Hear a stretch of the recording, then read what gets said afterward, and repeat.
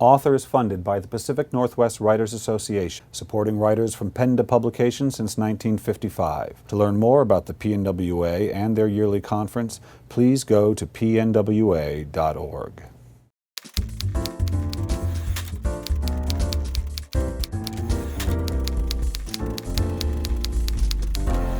Hi, this is Bill Kenower of Author Magazine, and I am here at Third Place Books in Lake Forest Park with Cheryl Strayed, author of Wild.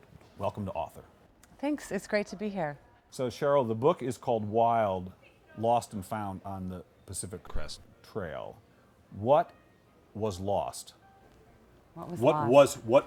What were you when you were lost? Right. What is the lost part of that? Yeah, I was really in so many ways lost. My mother had died very young of cancer at the age of 45. When I was 22, I was a senior in college.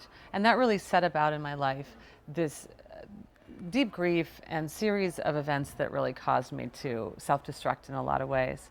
And, so on the outside, I was functioning and there were positive aspects of my life, but I also on the inside was suffering a lot. And I had been married at the time. I essentially destroyed my marriage. The one kind of bond that was, I had a husband who really cared for me and was good to me, but I really couldn't sustain it in the midst of all of that turmoil of my grief. And so when I decided to hike the Pacific Crest Trail, I was really, I guess, reaching that that breaking moment where I knew that essentially I was sort of betraying the person I really am, and that I needed to do something to gather that person back, to find that person again.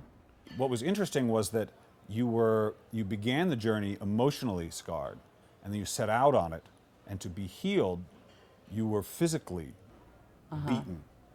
Your toes, your body, everything. And that was part of the transformation.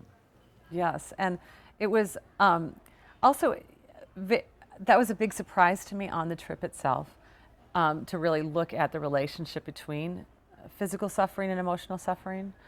And that, that kind of like, the dichotomy of, here I am out there to heal myself and I'm really injuring myself in a lot of ways physically. And when I was writing the book, I found that to be a revelation in a lot of ways. I don't know that it was until I was crafting this experience into a memoir that I saw how that journey was very much tied to, in metaphorical ways, so many of the kind of mythic journeys of transformation. That so often we do need to go through those rites of passage that require some physical sacrifice or physical suffering in order to heal those internal wounds. And so my task as a memoirist, I think that so many people, when they've had, tragic experiences or fascinating and exciting foreign travel or whatever it is, they come to the page thinking that they're going to write about what happened. The events will carry the story. The events will carry the story. And nothing could be further from the truth, because memoir really, it's about, what meaning does the writer bring to bear on that situation. And so for me to write about it years later, I was able to really stand back and look at that relationship between the physical suffering and the emotional suffering. And that was a really, like I said earlier, a revelation that I could work that in metaphorical ways. You have to, and I have to say, you did a wonderful job in this book of handling the material where, while it was an interesting journey, obviously you're hiking alone and there are dangers, but you're not spending the entire journey running from bobcats and bears. There's a lot of time just spent alone, so you don't even have often anybody to talk to. Maybe talk about that unique challenge of finding the story that really lies under the surface. Right. Well, and I think, every memoir, every book has its inherent impossibility, and for Wild, it was that essentially it was the story of me walking by myself through the wilderness for 94 days. And, could be boring. It could be incredibly boring. I could, woke up and walked a long way again and it hurt, Right. And so and yet I also had to absolutely convey that journey. I wanted the reader not to forget the fact that that's what I was doing, most days. And so I had to imbue the narrative with that almost, that repetitive action at the same time as of always making it new. And, I think that to me, the challenge there was what I tried to do was really to convey a sense of what was happening inside of me. So the land, the trail was always there. Like that was the great, the great, constant in the book. But I was different on the trail. Right. And I think that in a lot of ways I was trying to use the trail in that way, that was the baseline. And then how am I changing in relationship to it? Right. And, I did that in many ways. Descriptive language, the way that altered over time, and also really the way I spun the backstory. When you weave it in, you kind of right. I dole it out. Yeah. Because the trail is this great. It's a chronological report of my hike. What came before the trail is not chronological. Right. I sometimes give you a scene from when I was 7, and another time, just the year before. So I really sort of worked that pretty hard. We were talking about the physical aspect of the suffering that you went through, and it seems to me that every spiritual transformation that anyone goes through has to do with relationship to the physical world, a sort of letting go of the belief that the physical world has some kind of all-encompassing answer. Right. And in fact, it began for you when you lost your mother physically. So that the physical world let you down. She perished. Right.